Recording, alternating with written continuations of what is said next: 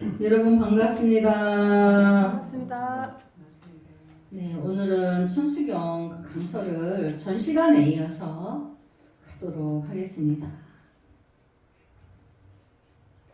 전 시간에 이제 46페이지 제일 밑에 단원 다란이 지송을 위한 서원, 나무대비 관세음 원화속지 일체법, 나무대비 관세음 원화조득 지안, 나무대비 관세음 원화속도 일체중, 나무대비 관세음 원화조득 선방편, 나무대비 관세음 원화속승 반야선, 나무대비 관세음 원화조득을 고해, 나무대비 관세음 원화속득 개정도, 나무대비 관세음 원화조득 원적산, 나무대비 관세음 원화속회 모의사, 나무대비 관세음 원화조동 법성신, 아약향도산, 도산 자최절, 아약향화탕 화탕자고갈, 아약향지옥 지옥 자소멸, 아약향악이 악이 자포만,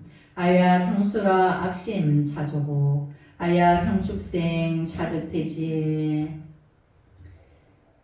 나무대비 관세음 원화속지 일체법부터 아약향축생 자득대지까지 읽어봤습니다. 앞에서 말씀드린 것처럼 천수경은 크게 세 부분으로 나눌 수 있습니다. 첫째는 제일 중요한 부분으로 신묘장구 대다란이라고 말씀드렸습니다. 그게 말하자면 천수경의 핵심이 되고 다란이를 지송하기 전에 다란이 열기를 청하는 부분, 바로 그게 다란이의 앞부분이고, 다란이의 뒷부분은 참회와 발언에 해당하는 부분입니다. 지금 여기에서는 다란이에 앞서서 다란이 열기를 청하는 부분입니다. 지금 본 나무대비 관세음부터 아약형축생 자득대지까지는 본래 대다란이경, 천수경의 원전이라고 할 수 있는데, 이 원전이 되는 대다란이 경을 보면 이런 말이 있습니다. 만약 비구, 비구니, 오바세, 오바이, 동남, 동료 등이 이 주문을 받들어 지송하고자 한다면 모든 중생에 대해 자비심을 일으켜야 하며 먼저 마땅히 저를 따르는 이와 같은 원을 발라여야 한다. 여기서 이 주문이라고 하는 것은 신묘장구 대다란이를 얘기하는 것이고, 저를 따른다는 것은 바로 관세음보살님을 얘기하는 것입니다. 그래서 관세음보살님의 말씀대로 여기서부터 원을 바라는 순서가 되겠습니다. 이것도 원이고 뒤에도 또 반론이 나옵니다. 이 부분은 일단은 천수다란이를 지송하기 전에 하는 원이 되겠습니다. 첫 번째로 모든 중생에 대해 자비심을 일으켜야 한다. 그 다음에 이런 원을 발라여야 한다. 이런 내용은 굉장히 중요한 의미를 가지고 있습니다. 우리가 관세음보살님에게 가피를 입기 위해서는 먼저 우리도 관세음보살님처럼 중생에 대한 자비심을 일으켜야 하는 것이죠. 그래서 출탁동시라는 말이 있습니다. 특히 선거에서 잘 쓰는 말인데, 병아리가 알을 깨고 나올 적에 밖에서 어미가 함께 부리로 알을 쪼아서 안과 밖이 서로 맞아떨어져서 병아리가 비로소 껍질을 깨고 이 세상에 출현한다고 하는 것이죠. 그것과 마찬가지로 불교에서는 타력신앙이라고 하더라도 일단 본인의 노력이 전제되고 본인의 마음가짐이 전제되고 그 다음에 불보살님의 가피를 입는다고 합니다. 그래서 이게 이제 무슨 말이냐면 전체적으로 내가 먼저 믿음을 가지고 천수 다란이를 해야 되는 거지, 내가 믿음이 없고선 그냥 하면은 의미가 없다는 얘기예요. 그래서 천수 다란이가 그 병아리가 알을 깨고 나올 때 보면 안에서 병아리가 껍질을 막 깨요. 근데 작은 부리로 깨니까 오래 걸리죠. 그게 오래 걸려서 빨리 못 나오면 죽어요. 그러니까 바깥에서 어미가 그 큰 부리로 알을 껍질을 쪼아줄 때 속껍질이 있어요. 그러니까 어미가 속껍질을 빨리 깨주는 거예요. 산소가 통하도록. 그렇게 해서 병아리가 죽지 않고 바로 나와서 성장할 수 있도록 죽지 않도록 이제 어미가 바쁜 거죠.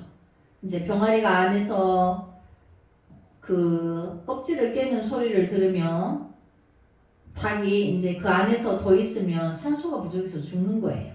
그러니까 빨리 깨주지 않으면 안 돼. 그래서 그걸 우리가 줄탁동실한다. 근데 우리 공부도 마찬가지다. 내가 성불을 할 때 내 힘이 부족하니까 타력적으로 신묘장구 대다라니가 어미 닭이 병아리가 깨어 나오려고 할 때 큰 껍질과 안의 껍질을 깨워주는 역할을 그 막을 제거시켜주는 역할을 한다는 거죠. 그러니까 우리가 이런 신묘장구 대다라니 주력이 있다는 것이 우리에게 얼마나 행복한 가피죠. 이미 이런 다라니가 있다는 것이. 그래서 밑에 이제 이게 바로 인연설입니다. 나의 노력이 인이 되고 불보살님의 가피가 연인 것입니다. 우리 공부하는 불자님들도 스님하고 인과 연에 닿아서 공부하게 되는 거예요. 그래서 우리 인연설이라는 게 불자들이 자기 스님의 인연이 다 따로 있어요. 그렇게 해서 공부의 인연을 맺게 되는 거죠. 그래서 나의 노력도 충실하고 가피도 충실할 때 결과가 충실해집니다. 이런 것이죠. 무엇은 무조건 그냥 당신의 뜻대로 하소서라고 외부의 어떤 정신적 존재든 물질적 존재든 외부의 존재에게 모든 것을 맡겨버리는 것과는 차이가 있습니다. 제가 부산에 강의가 있어서 간 적이 있는데 택시를 타게 되었습니다. 그런데 이 택시 기사가 운전을 어떻게 험하게 하는지 뒤에 앉아있는 저로서는 불안할 짝이 없을 정도였습니다. 그래서 제가 택시 기사분한테 말씀을 드렸죠. 지금 시간이 충분하니까 천천히 가셔도 됩니다. 이렇게 말씀을 드렸는데 그래도 막 험하게 몰더라고요. 그래서 왜 이렇게 험하게 몰고 다니다 사고라도 나면 어떻게 하려고 이러십니까? 이렇게 하니까 이분이 하시는 말씀이 스님이 타셨는데요 뭐 그러시는 거예요. 스님이 탔는데 뭐 사고가 나겠느냐 이 말이지요. 그래서 제가 지금 잘못 알고 계십니다. 스님들도 직접 운전하다가 사고 나는 경우도 있고 신부님 목사님들도 그러니까 성직자들도 교통사고 나서 죽기도 하고 다치기도 합니다. 그런 생각을 가지면 안 되고 진인사 대천명이라고 일단 내가 할 바를 다 하고 나의 노력을 다 하고 그 다음에 불보살님이든지 신이든지 그런 가피를 기다려야지. 그렇게 운전을 험하게 하면서 스님이 타셨다고 사고가 안 날 거라고 하는 이런 생각은 그릇된 생각입니다. 이렇게 말씀드린 적이 있습니다.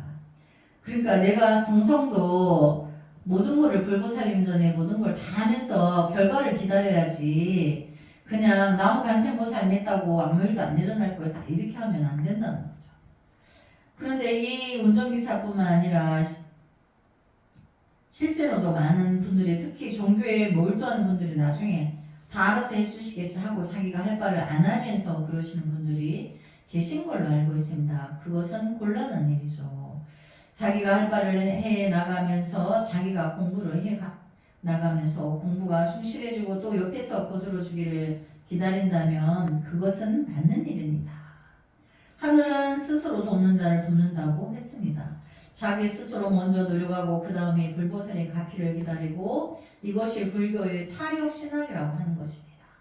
그러니까 타력은 부처님의 진리에 의지해서 내가 뭔가 성취할 때는 타력이니까 내가 바른 생활을 하면서 바른 수행을 하면서 절도 하고 공양도 하고 신묘장구 대단하니도 하고 모든 불사를 다 짓는다는 얘기죠. 그러면서 결과를 바라야지. 어떤 분이 스님 보니까 이런 분이 있었어요. 자기가 가빠위에 100일 동안 하루도 안 빠지고 막내를 했는데 결과에 아무것도 없더라 이거예요. 그래서 그러면 보살님이 가빠이 부처님 전에 거기 절도 있고 한데 거기에 공양을 좀 했느냐 실수를 좀 하지 그랬어요. 그랬더니 안 했대요. 그럼 뭐하러 갔냐? 내가 기도하러 내가 갔다는 거죠. 부처님 믿으니까 부처님이 다 아시니까. 근데 아시는데 그러면 감사한 마음이 생겨서 공양하고자 하는 마음이 한 번도 안 생겼냐? 거기는 누구나 다 그냥 가서 하는 데인데 무슨 소리 하는 거냐고 스님한테. 거기는 아무나 다 열린 법당인데 그래서 절을 하면서 참여하는 마음이 없었느냐. 내가 뭐가 성취가 내가 잘못해서 자식의 성취가 안 된 거니까. 내가 아무것도 모르니까 어떤 걸 해서 성취되게 해주십시오. 내가 잘 모르니까. 그럼 다니다 보면 첫째는 기도에 첫째 올리는 누구든지 참여가 들어와요. 참여 안 들어오면 기도 안 되는 거예요. 그래서 참여하는 마음이 없으니까 내가 100일도 하나도 아니고 이렇게 위대하게 잘 하고 있는데 내가 무슨 참여를 하냐는 거예요. 그러면은 너의 마음을 받은 적이 없다. 부처님이 너는 천일을 다녀도 부처님에게 너의 진실한 마음이 전달이 되지 않는다. 근데 너는 잘못이 없는데 자식이 잘 안 된다는 이야기잖아. 근데 그럴 리가 있냐고. 엄마가 잘못한 게 있으니까 자식이 제대로 안 되는 거지. 그러니까 왜 나만 갖고 그러냐. 남편도 있는데 아니 우리 집안이 모든 집안이 잘 되고 안 되는 여자한테 달렸다. 여자가 부처님 전에 기도하고 바른 성실한 믿음이 있어서 진실로 바르게 행해야 성취도가 높은 거지. 그래서 그러면 1,000원도 안 썼냐 그랬어요. 1,000원도 안 썼냐. 1,000원도 안 썼대요. 그거 왜 갔어? 하니까 남들이 다 그렇게 다니는다. 아니에요. 거기에 가서 절대 그렇지 않다. 뭘 하고 싶은 마음이 생겨서 공약을 올리게 되는데 초는 사서 켰대. 초는 향하고 초는 켰다는 거죠. 그래서 큰 마음을 자비한 마음이 없었고 참회가 없기 때문에 자비함이 안 들어와요. 근데 우리가 참회를 하면 자비한 마음이 생겨요. 그게 성불이거든요. 그래서 마음 따라 내가 공약을 하는 거예요. 거기 보면 어떤 사람 막 떡도 이고 가고 화분도 막 이고 가고 그 높은데 그 신심이 있어서 이고 그 수고를 마다하지 않는 거거든요. 그러니까 거기 떡을 이고 가고 쌀을 지고 가고 그 화분을 이고 가는 사람들은 그 공약의 의미를 아는 거예요. 근데 우리 요즘 가서 다 어떻게 해요? 카드를 끊고 자동 폰뱅킹 하고 현금 들고 와서 하고 오죠. 근데 그것도 하지만 또 의미를 알면 나의 수고를 마음을 바치기 위해서 무겁지만 그걸 또 들고 가요. 그래서 뭔가 마음을 그렇게 하지 않았기 때문에 결과가 없었던 거죠. 그러니까 아직도 그렇게 모르는 사람이 스님이 너무 놀랐는데 무지하게 많아요. 너무너무 많아요. 그래서 스님은 어느 날 부처님 전에 내가 다 바르게 가르쳐줄 수 있게 되는 날이 오기를 간절히 기도하고 있어요. 그래서 이제 하늘이 스스로 돕는 자를 돕는다. 이거는 내가 스스로 하는 거지. 내가 스스로 어떤 마음을 내고 그렇게 해서 나의 성취가 높아지는 거지. 그래서 남보다 절에 와서 청소도 덜 하려고 하고 설거지도 덜 하려고 하고 절에 와서 공주를 하려고 해. 그러니까 그거는 잘못된 거죠. 그래서 옛날에 어떤 보살님이 그러는 거예요. 스님 제가 와서 신도들한테 여러 가지 보시 공양을 물건도 사다 주고 뭐 또 다 했는데 사람들이 나를 좋아하지 않아요. 이러는 거예요. 그러니까 어떤 걸 바랬는데 하니까 자기가 관심 받고 싶었는데 물질을 사다 풀고 근데 스님한테만 관심 있고 나한테 관심이 없다는 거예요. 근데 애기 같기도 하고 기특 같기도 하고 그래서 이제 또 그러면 본인이 스님을 하는 거예요. 어때? 내가 기르고 이제 이렇게 하니까 그럼 스님은 자기는 물질을 베풀면 자기가 물질주의다 보니까 물질을 베풀면 사람들이 자기를 좋아할 줄 알았다는 거예요. 근데 사람들이 좋아하지 않는 이유는 그게 아니고 진정한 보시는 받고 내가 베푼 걸 잊어버려야 되고 물질에 사람들이 현혹되지 않기 때문에 수행을 했기 때문에 그걸 나눠준 것도 본인을 위해서 나눠준 거지 만일에 그 사람들이 너가 100개를 풀었는데 안 받는다면 어쩔 건데. 그들이 안 받아주면 어떡할 거야. 받아준 걸 고맙게 생각해야지. 그런 마음으로 와야지 물질에 현혹되어서 그럼 스님은 뭐가 다를까요? 그 문제를 해결하고자 하는 문제의 선상에서 스님이 대중을 접하는 거잖아. 근데 본인도 공부를 해서 머리 안 감고도 스님처럼 그런 게 공부 많이 하면 그렇게 할 수 있다. 그런 걸 한번 생각해 보는 게 어떠냐. 그러니까 생각해 보겠다고 하고 이제 못 봤어. 그렇게 하고. 그래서 잘 모르니까 자기가 물질이 좀 있어서 뭐 겨울이면 장갑, 목도리, 뭐 스카프 이런 거를 어지간히 하다 날랐어요. 근데 자기가 그렇게 베푸는 것도 꽤 많은데 자기가 사람들의 마음을 얻지 못해서 이제 속상했다는 마음을 그렇게 했는데 이제 어쨌든 그 보살님이 이제 몰랐던 걸 그날 알게 돼서 부끄러웠겠죠. 그래서 이제 그 시간이 지나면 오리라 생각했는데 아직 안 왔어요. 그래서 이제 그렇기 때문에 다른 일을 지송하기 먼저 해야 할 일은 모든 종생들에 대해 자비심을 일으켜야 되는 것. 그러니까 모든 사람들에게 베푸는 마음이 있어야 된다. 그런 뜻이죠. 이것이야말로 다른 일을 지송하는 마음가짐이라고 하는 것이죠. 근데 이제 베푼다는 거에 대해서 스님이 정의를 내리면 물질을 주는 게 아니에요. 마음을 주는 거예요. 나의 진실한 마음을 그들에게 내가 보여주는 거예요. 그래서 그 마음을 주는 것이 이제 자비심을 일으키는 것이고 그것이야말로 다른 일을 지송하는 마음가짐이라고 하는 것이죠. 모든 종생들에게 자비심을 내가 관세음보살께 자비를 구하는 것처럼 모든 다른 종생들에게 나도 자비를 베풀어 주리라. 이렇게 마음 먹는다면 바로 그 자리에서 관세음보살의 가피를 입게 되는 거죠. 바로 지금 이 순간 제가 이렇게 말씀드리고 이 얘기를 듣고 있는 이 순간 바로 관세음보살의 가피가 내리게 됩니다. 근데 이제 여기 보면 베푼다는 거에 베푼 거는 헌신짝처럼 버려라 하는 그 조건이 붙는 거죠. 우주상 무신은. 그래서 조건부로 베풀면 안 된다는 거죠. 그래서 관세음보살의 기도를 백일기도 천일기도를 안 하셔도 내가 관세음보살에게 자비를 바라는 것처럼 나도 사람들에게 자비심을 베풀고 잊어버려야 되죠. 이런 마음을 먹는 것으로 벌써 관세음보살의 주파수가 맞아떨어지는 것입니다. 그러니까 내가 관세음보살을 기도할 때는 관세음보살 모드로 전환을 해야 돼.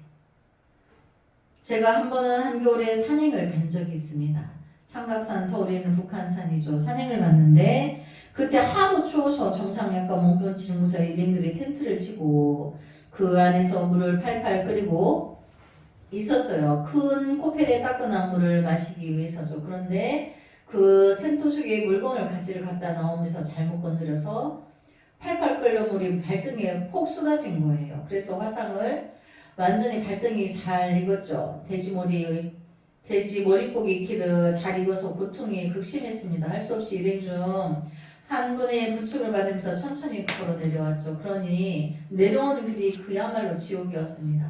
한 발자국 뛸 때마다 신발과 발등이 서로 쓸리니까 화상 입은 부분과 등산화가 서로 쓸리는 부분이 고통이 심하더라고요. 한 걸음 뛸 때마다 통증이 밀려왔습니다. 그렇게 한 걸음 한 걸음 철뚝철뚝 하면서 부축을 밟고 내려오다가 갑자기 그런 생각이 들었어요. 발등 하나 되어도 이렇게 괴로운데 이 세상에 이보다 더한 육체적 고통 또 그보다 더한 정신적 고통을 겪는 사람들이 얼마나 많을까. 내가 그런 사람을 위해서 살아야 되겠구나 하는 마음을 문득 일으켰습니다. 저도 왜 그런 마음을 일으키는지 모르지만 어쨌든 자비심이 일어나는 거죠. 말 그대로 그런데 그런 사람을 위해서 살아야겠구나 하는 마음을 딱 먹는 순간 갑자기 발등의 고통이 싹 사라졌어요. 이건 정말 제가 직접 겪은 일입니다. 그리고 그 순간부터 전혀 고통이 안 느껴지더라고요. 그래서 거기서부터 뛰어내려 놓으시길 금방 내려왔습니다. 그때 당시는 제가 학창 시절이었죠. 대학 다닐 때였습니다. 학창 시절에서 그냥 신기하다 이렇게 생각하고 넘어갔는데 나중에 제가 불교 공부를 본격적으로 하면서 알게 되는 것이 그것이야말로 비록 관세음보살님이 대비심이고 내가 관세음보살의 대비자 대비심과 통하는 그런 자비심을 일으켰기 때문에 바로 관세음보살님의 가피를 입은 것이구나. 이것을 깨닫게 됐죠. 결론적으로 불보살님들의 가피를 얻는 아주 가장 중요한 요건은 무엇인가? 우리도 부처님처럼 우리도 관세음보살님처럼 그렇게 우리가 불보살님께 바라는 것들을 내가 다른 사람들에게 영향이 되는 한 100% 주리라. 이런 마음을 먹는 것, 그 마음자리가 바로 불보살님의 마음자리이기 때문에 그대로 가피를 입는다는 것입니다. 굳이 관세음보살하고 100일 1000일 안 해도 바로 지금 여기서 가피를 얻는 방법이 바로 그것입니다. 그렇다면 어떤 발언을 내야 하는가? 바로 관세음보살님의 마음가짐, 관세음보살님의 발언, 이런 것들이 바로 여기에서 나와 있는 것입니다. 그래서 나무대비 관세음 원화속지 일체법, 대비의 관세음보살님께 귀의합니다. 그게 나무대비 관세음이죠. 나무라는 것은 귀의한다는 표현이라고 했습니다. 돌아가 의지한다는 말이죠. 불교에서 왜 굳이 귀의한다는 표현을 쓰는가? 결국은 관세음보살님도 부처님들은 다 내 마음가짐에서 비롯된 거다. 본 마음 참나에서 나온 분들이다. 나와 동일한 고향 출신이다. 그렇기 때문에 돌아가 의지한다고 얘기하는 것입니다. 그래서 이제 한 일화로 우리가 도를 이뤄서 다 이제 자기의 자성의 성품을 만나면 스님들이 이렇게 말을 하는 거예요. 이제 내가 고향에 비로소 돌아왔다. 근데 본래 나의 불성이 돌아온 거다. 나 원래 부처인데 그 미혹한 그 업에 그 미혹한 동팔식에 끄달려서 어느 날 내가 그걸 끊고 나의 자성을 만났는데 그게 내 안에 진정한 서가모니 부처님과 똑같은 불성이 있는 거예요. 그래서 이제 본래 고향에 내가 이제 마음의 고향에 돌아왔다. 이제 진짜 자기를 만난 거죠. 이제 그때부터 이제 진짜가 나타나신 거야. 그래서 이제 그때부터 진리의 삶을 이제 바르게 가는 거죠. 그래서 그 동안에는 가짜로 나를 사는 거고 내가 만나기만 하면 진짜 나를 만난 거예요. 그 스님이 이제 유튜브를 보게 되는데 그 어떤 드라마인데 그 아이유라는 가수가 나온 드라마인데 그 노래 중에 한 대목이 있었어요. 드라마의 이제 OST인데 내용 중에 하나가 나는 내가 돼. 그 말이 스님이 참 와닿았는데 그 말이 내가 된다는 거는 통팔식의 나를 버리고 내가 진정한 자성의 본래 나가 진정한 그 감로로 진리로 가득 찬 나를 만났다는 얘기야. 나의 진정한 영혼을 내가 만나고 보니까 이제 내가 참으로 내가 됐다. 그러면은 그때부터 모든 게 이제 정의롭고 바르고 모두에게 진리의 그 향을, 법의 향을, 그 향기를 내뿜게 되죠. 그래서 모든 이들을 볼 때 위대해 보이는 거예요. 그래서 한 드라마에 이제 그 노랫말인데 그 주인공이 자기가 이제 험한 삶에서 벗어나면서 어느 날 그 어떤 대상에게 마음이 그 사람의 위기를 덮어주게 되는데 그렇게 하고 난 이후에 자기가 비로소 나는 내가 됐다. 그 뜻은 자기가 진리에 어떤 입각했다는 걸 말하는 거예요. 그래서 우리가 중생세계에서 남녀가 사랑을 한다는 것은 서로가 서로에게 목숨을 주어도 아깝지 않은 거예요. 그 목숨을 대신할 수 있을 때 결혼하라고 스님은 그래요. 여러 사람들이 묻죠. 결혼 이 사람이 나하고 맞는 사람일까요? 그럼 남자든 여자든 그 대상을 두고 목숨을 바칠 수 있으면 그렇게 해라. 근데 상대도 너에게 그런 마음을 줄 수 있는지 확인해보고 그 사람도 그렇다면 결혼하면 된다. 근데 엄격히 내가 이 사람을 위해서 대신 죽을 수 있는지 스스로 검증을 거쳐서 상대방에게도 그렇게 물어라. 가식으로 하면 안 돼. 그래서 그렇게 둘이 하나가 됐을 때 결혼을 해라.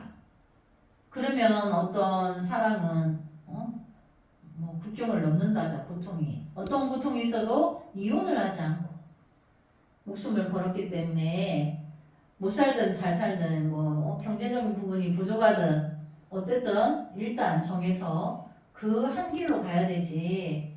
뭐 이혼하고 자식을 책임 안 지고 그러면 그 엄마가 무슨 미래가 있겠어요.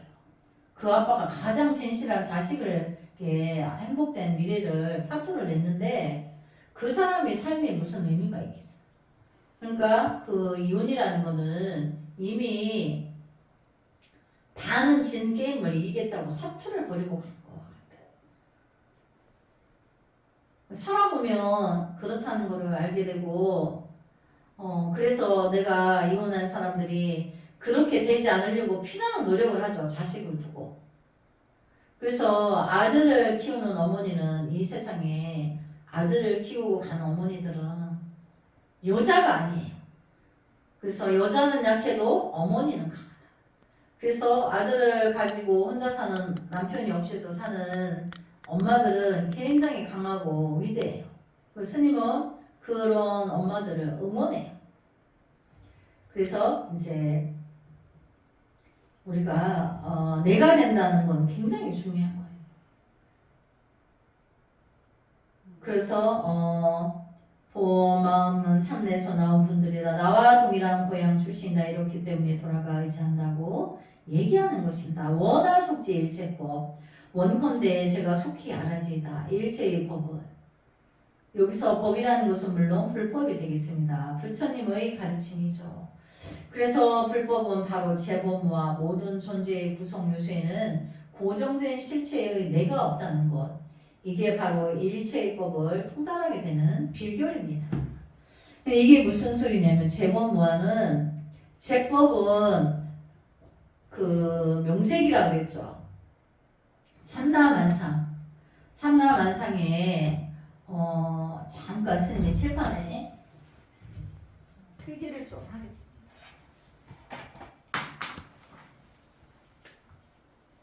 이제 명색은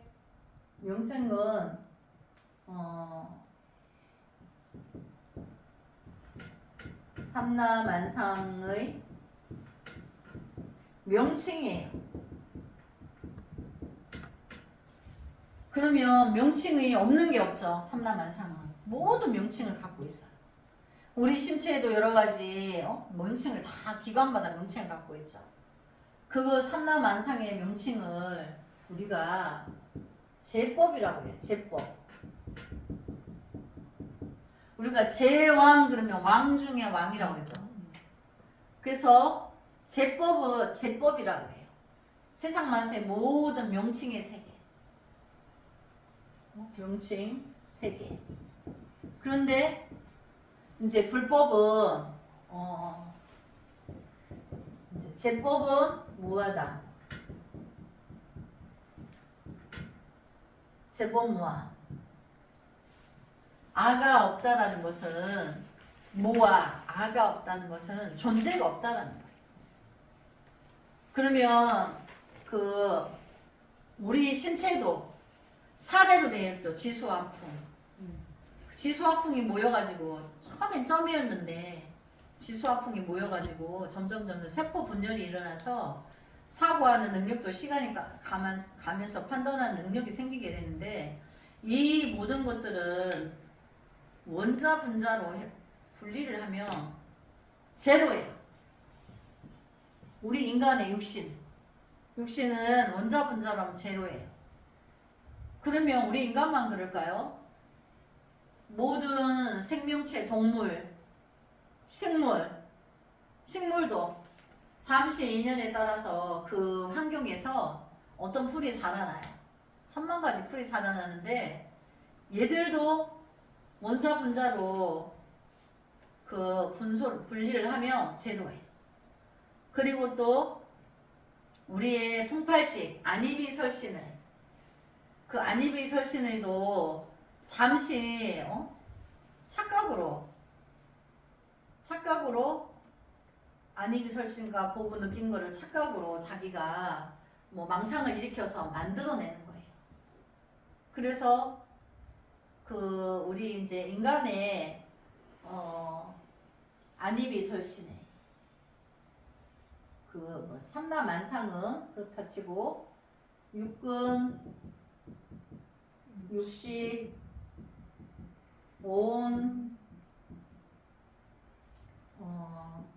칠식, 팔식 이렇게 의식 세계가 이렇게 돼 있죠. 육근은 이제 안입이 설신의 이거는 우리가 안입이설 6가지 기관을 갖고 있어요. 우리 신체를 분석해 보면 안, 눈, 이, 귀, 코, 설, 혓바닥, 맛을 보죠. 육신, 의식. 우리 의식이 있죠. 우리 육체가 이렇게 돼 있어요. 근데 이제 육식은 뭐예요? 우리 조직을 갖고 있는 기라는 조직, 눈, 코, 입 이렇게 육식 이렇게 기관을 갖고 있는데 육식은 이제 색성향, 미촉법 이렇게 또 6가지가 그러니까 안은 색을 보죠. 비는 소리를 듣죠.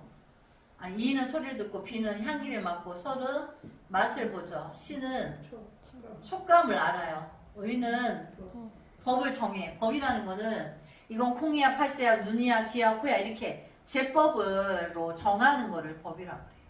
의식에서. 그런데 이제 여기에서는 이제 있다 없다 이렇게 분별이 일어나요. 육식이 접한 거는 있어. 육근 육식이 접하지 못한 건 없어. 안 봤어. 못 느꼈어. 그건 없다라고 이렇게 분별을 일으켜요. 근데 이제 여기는 오는 색, 수상, 행식. 색, 수상, 행식은 색은 물질계, 수상, 행식은 정신계. 그래서 색은 물질이라 그랬죠. 재범무화. 물질을 보는 순간에 받아들이는 거예요. 나는 이렇게 나무는 이렇게 했고 우리 친구는 이렇게 생겼구나.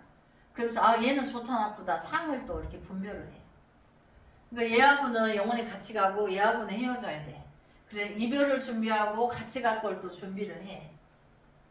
그래서 행이 일어나죠.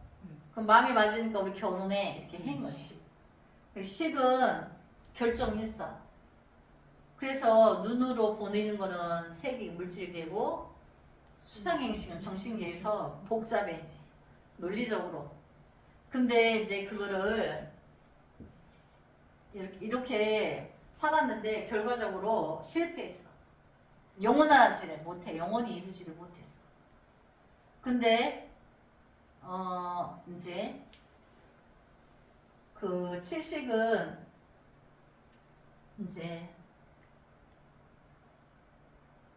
아집을 만들어내. 정보가 나이 40에 고등학교 나온 사람은 고등학교 나온 학식을 접한 것만큼 아상이 있고 대학원을 나온 사람은 대학원에서 공부를 더 많이 했기 때문에 알아지는 정보가 더 많겠죠. 또 유학을 가서 여러 단계의 학식을 많이 접한 사람은 더 많은 학식 알아지는 게 있겠죠. 아집. 그거에 대한 상이 있어요. 그 상이 집착을 해. 그래서 그걸 아집이라고 해요. 그래서 많이 알고 있는 것만큼 불법 공부에 오면 그걸 산을 거꾸로 다 지워야 되기 때문에 수행이 더 힘들다고. 그래서 이 아집을 우리가 이제 말라식 이렇게 팔식은 이제 아레야식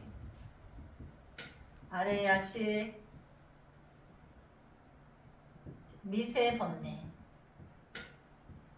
아이고 오늘 칠판 글씨가 너무 난필이네. 그리고 이거를 이제 함장식을 한다 했죠. 근데 얘가 뭐를 한다 그랬죠? 윤회를 한다 그랬죠. 팔식이 윤회를. 함장식 뭐가 있어요? 기억장치가 있다 그랬죠. 그리고 이거를 이제 우리가 통팔식이라 한다 그랬어요. 통틀어 팔식. 그리고 우리는 얘를 끊어야 돼. 통팔식을. 네. 통팔식을 끊어야 되는 거죠. 근데 얘들이 있는 거냐? 우리가 다 원자 분자처럼 그거를 해보면 0이에요. 그래서 제법무아. 제법은 여기 명칭에 세 개가 있지만 우리 마음밖에 어떤 물체가 문제가 있는 게 아니잖아. 내 안에 생각이 문제가 있는 거죠. 내 안에 생각을 들어가면 6분, 60, 5분, 70, 80 이렇게 돼 있다는 얘기예요. 그래서 이 80이 또 분리를 하고 보면 무하다. 그래서 모든 제법은 무하다. 근데 이제 그 무아이면서 영원한 진리를 가지고 있는 게 있어요. 그게 우리 안에 마음의 불성이에요. 내가 통팔식을 끊고 나면 내 안에 불성을 만나는데 그것은 영원한 거예요. 근데 그 자리를 출세관이라고 그래요. 통팔식의 세계는 세관법. 그거를 벗어나면은 출세관.